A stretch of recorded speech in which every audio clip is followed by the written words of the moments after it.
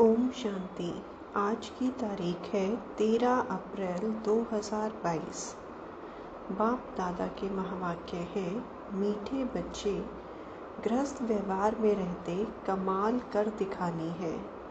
श्रेष्ठाचारी देवता बनने और बनाने की सेवा करनी है।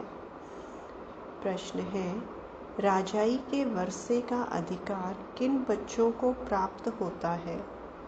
उत्तर, जो बाप के समीप संबंध में आते हैं, अपनी चलन और आमदनी का पूरा समाचार बाप को देते हैं।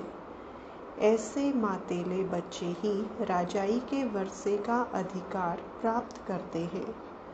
जो बाप के आगे आते ही नहीं, अपना समाचार सुनाते ही नहीं, उन्हें राजाई का वर्षा मिल नहीं सकता। वे हैं सौतेले बच्चे। बाबा कहते, बच्चे अपना पूरा समाचार दो तो बाबा समझे यह क्या सर्विस कर रहे हैं। बाबा बच्चों को हर हालत में ऊंच पद पाने का पुरुषार्थ कराते हैं। गीत, कौन आया मेरे मन के द्वारे। ओम शांति। बच्चे जानते हैं परम पिता परमात्मा शिव से हमारा क्या संबंध है। परम पिता तो कहते ही हैं, पतित पावन अक्षर भी डाल दो। दिल में है कि पतित पावन परम पिता परमात्मा शिव से हमारा संबंध बाप का है। बाप कहते हैं, मैं बच्चों के सामने प्रत्यक्ष होता हूँ। बाप बच्चों से ही रूह रिहान करते हैं, मिलते जुलते हैं। जो बात समझाई जाती है वह फिर औरों को समझानी है। अभी तुम जगत अम्बा और जगत पिता को भी जानते हो। शिव को जगत पिता नहीं कहेंगे, क्योंकि जगत में प्रजा है, इसलिए कहा जाता है प्रजा पिता ब्रह्मा और जगत अम्बा।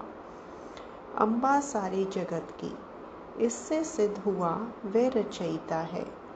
यह भी समझ चाहिए, मनुष्य तो सब परमात्मा को याद करते हैं, परंतु जानते नहीं। तुम अब परम पिता परमात्मा को, जगत अम्बा को, प्रजापिता ब्रह्मा को जानते हो। उनकी आए संतान बने हो। लौकिक माँ बाप तो सबको हैं, उनको जगत अम्बा जगत पिता नहीं कहेंगे। जगत अम्बा जगत पिता होकर गए हैं। इस समय फिर तुम आकर उनके बने हो। फिर से हिस्ट्री ज्योग्राफी रिपीट हो रही है। तुम जानते हो हम अब बाप से वर्षा ले रहे हैं। बाप है स्वर्ग स्थापन करने वाला, जिसमें लक्ष्मी नारायण का राज्य था। तुमको भी बादशाही मिली थी। अब फिर से तुम ले रहे हो, तो तुमको पूछना चाहिए, परम पिता परमात्मा को जानते हो? यह बात ऐसी है जो समझते हुए भी भूल जाते हैं। अपने आप को भूल, माता पिता को भूल, वर्षा गवा देते हैं। यह है ही युद्ध स्थल। तुम इस समय माया पर जीत पाने के लिए युद्ध के मैदान पर खड़े हो। जब तक अंत न आए तो लड़ाई चलती रहेगी। उस लड़ाई वाले भी जानते हैं, अगर हम चाहें तो सेकंड में सबको उड़ा दें। अभी तो एक दो को हथियार देते रहते हैं, कर्जा देते रहते हैं। अगर कोई मार दे तो कर्जा खत्म हो जाएगा। बाबा भी अखबार पढ़ते हैं। बच्चों को भी अखबार पढ़कर उससे सर्विस करनी चाहिए। बाबा से पूछना चाहिए, बाबा आप तो मालिक हो, फिर रेडियो क्यों सुनते हो? अब बच्चे मालिक तो शिव बाबा है। हमको कैसे पता पड़े कि वायुमंडल क्या है, कहाँ तक लड़ाई आदि के आसार हैं? इस समय गपोड़े तो बहुत मारते हैं। सदाचार कमेटियाँ आदि बनाते हैं। उनको लिखना चाहिए, यह दुनिया ही भ्रष्टाचारी है। सदाचारी कोई कैसे हो सकता है? भ्रष्टाचारी विकारी को कहा जाता है। यह बातें तुम बच्चे ही जानते हो। बच्चों में भी नंबरवार हैं। तुम सबसे पूछो कि परम पिता परमात्मा से आपका क्या संबंध है। जैसे क्रिश्चियन जानते हैं क्राइस्ट ने फलाने समय पर जन्म लिया।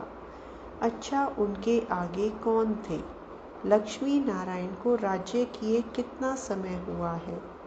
इस समय आदि सनातन देवी देवता धर्म वाले ही धर्म भ्रष्ट कर्म भ्रष्ट हो गए हैं। शास्त्रों में ही लाखों वर्ष कह दिया है। अब तुम सुजाग हो गए हो, फिर औरों को भी सुजाग करना है। तुम जानते हो शिव हमारा बाप है, प्रजापिता ब्रह्मा और जगत अम्बा भी हमारे मम्मा बाबा हैं। फिर पूछा जाता है लक्ष्मी नारायण को सतयुग का वर्षा कहाँ से मिला? 5000 वर्ष हुआ, मिला था, अब नहीं है, अब मिल रहा है। अब हिस्ट्री रिपीट हो रही है। अब सभी को बाप का संदेश कैसे दें? क्या घर घर में ढिंढोरा पीटें? अच्छा, बोर्ड भी तुम लगा सकते हो, क्योंकि तुम हो मास्टर अविनाशी सर्जन। परम पिता परमात्मा है निराकार। अब यह तो कोई नहीं जानते कि शिव बाबा ने किसके शरीर में जन्म लिया। ऐसे भी नहीं कह सकते कि कृष्ण के शरीर में प्रवेश कर जन्म लिया। यह तो तुम नंबरवार जानते हो कि वह हमारा परम पिता भी है और हमारा टीचर भी है। हमको बहुत अच्छी शिक्षा दे रहे हैं। बाबा फिर से कल्प के बाद आकर मिले हैं। समझते हो पक्का पक्का निश्चय भी है। फिर घर जाते ही वह नशा उड़ जाता है। घर गृहस्थ में रहते, धंधे धोरी में रहते, कहाँ तक नशा रहता है, यह तो ज़रूर बाप को लिखना चाहिए। परंतु बच्चे बाप को पूरा समाचार देते नहीं। तुम बच्चे बाप को पूरा जानते हो तो बाप को भी तुम्हारा पूरा मालूम होना चाहिए। जबकि वह तुम्हारा दादा है तो उनको तुम्हारी चलन और आमदनी का पूरा पूरा मालूम होना चाहिए, तब तो मत देंगे। तुम कहेंगे शिव बाबा तो अंतर्यामी है, परंतु यह ब्रह्मा कैसे जाने? कोई तो बाबा के आगे आते ही नहीं है, इसलिए समझा जाता है ये सौतेले बच्चे हैं, तो राजाई का वर्षा नहीं पा सकेंगे। अगर श्रीमत पर चलना है तो पूरा समाचार देना है। बच्चे भी बाप का सब कुछ जान लेते हैं, बाप को भी समाचार देना चाहिए। यह है हमारा रूहानी गृहस्थ व्यवहार का संबंध। यह है रूहानी ईश्वरीय परिवार। सुप्रीम रूह से सभी आत्माओं का संबंध है ना। सबसे यह प्रश्न पूछो कि तुम इन लक्ष्मी नारायण को जानते हो, परम पिता परमात्मा को जानते हो? तुम सतयुगी श्रेष्ठाचारी देवी देवताओं को जानते हो? तुम लिख सकते हो कि इन सब बातों को जानने से तुम श्रेष्ठाचारी बन सकते हो, नहीं तो कदाचित नहीं बन सकते। ऐसी सर्विस करने से तुम ऊंच पद पा सकते हो। भ्रष्टाचारी को श्रेष्ठाचारी बनाना यह तुम्हारा धंधा है। तो क्यों नहीं बोर्ड लगाते हो? स्त्री पुरुष दोनों इस सर्विस पर हैं। बाबा डायरेक्शन देते हैं, परंतु बच्चे फिर भूल जाते हैं, अपने ही धंधे में लग जाते हैं। सर्विस जो करनी है वह करते ही नहीं हैं। न पूरा समाचार देते हैं, न बोर्ड लगाते हैं।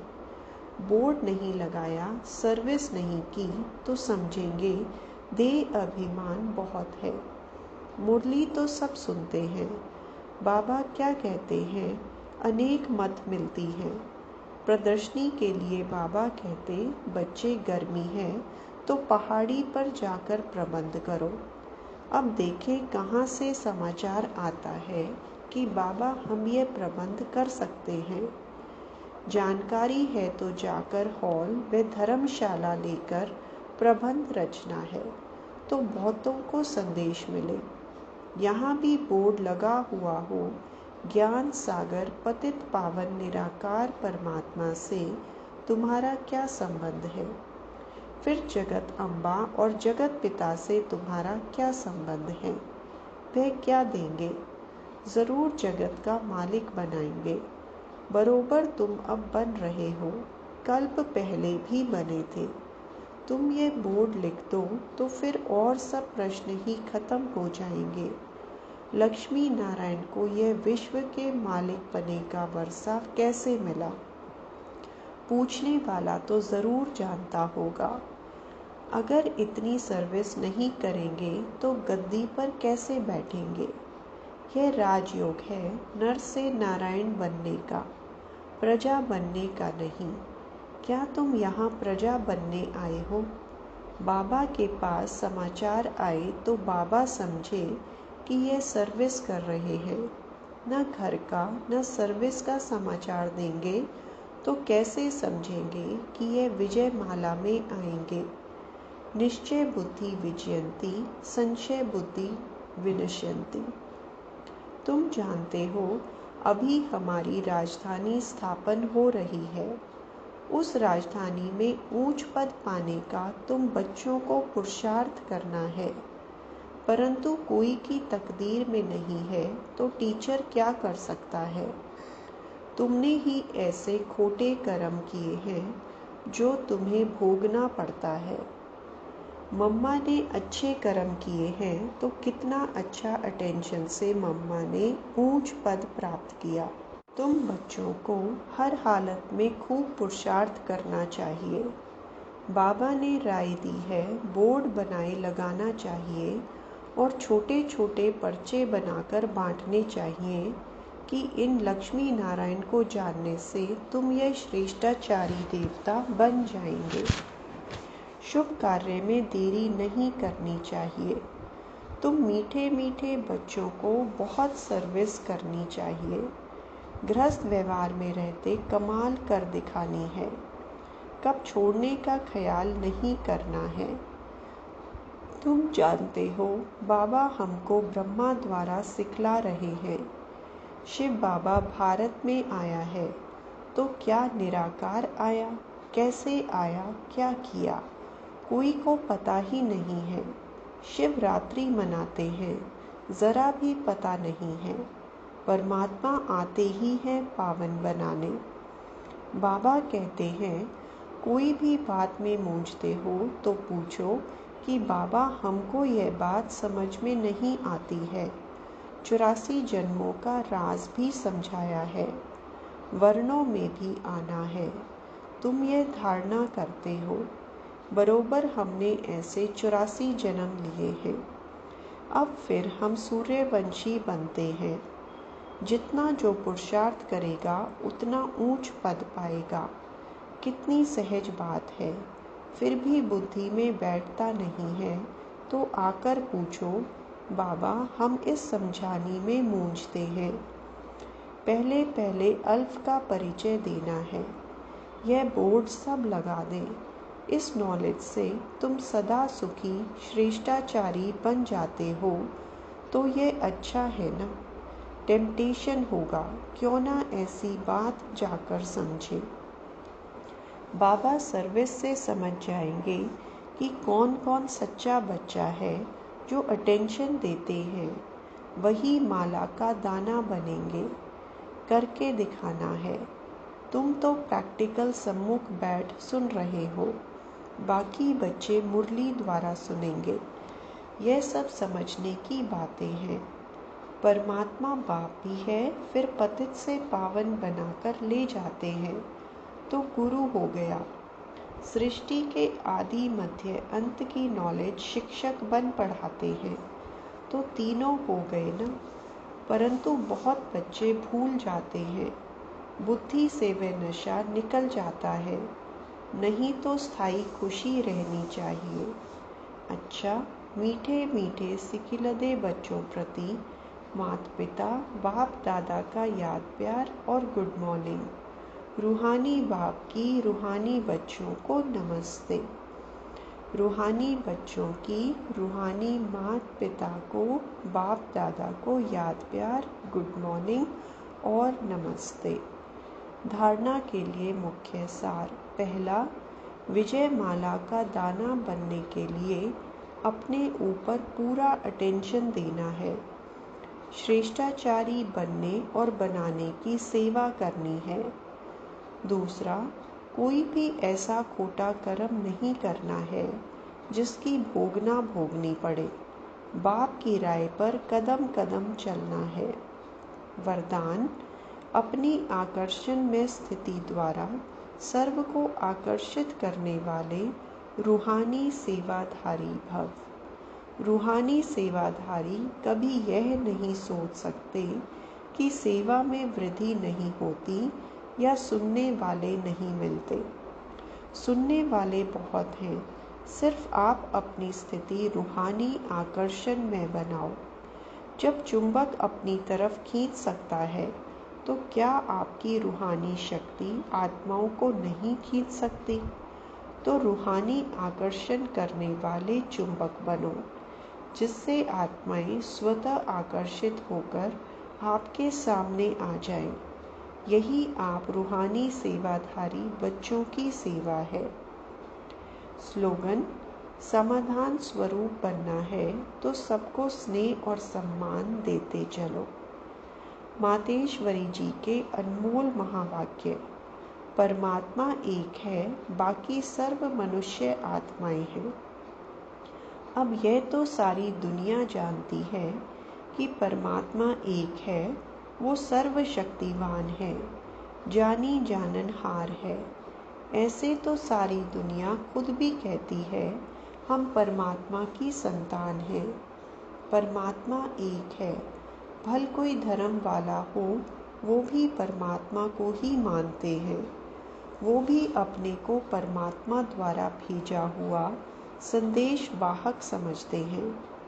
ऐसे ही संदेश लेकर अपने अपने धर्म की स्थापना करते हैं। जैसे गुरु नानक ने भी परमात्मा की इतनी बड़ाई की। ओंकार सतनाम। ओंकार का अर्थ है परमात्मा एक है। सतनाम अर्थात उसका नाम सत्य है। तो गोया परमात्मा नाम रूप वाला भी है, अविनाशी है, अकाल मूर्त भी है, तो फिर कर्ता पुरुष भी है। माना वो खुद अकर्ता होते हुए भी कैसे ब्रह्मा तन द्वारा कर्ता पुरुष बनता है। अब यह सारी महिमा एक परमात्मा की है।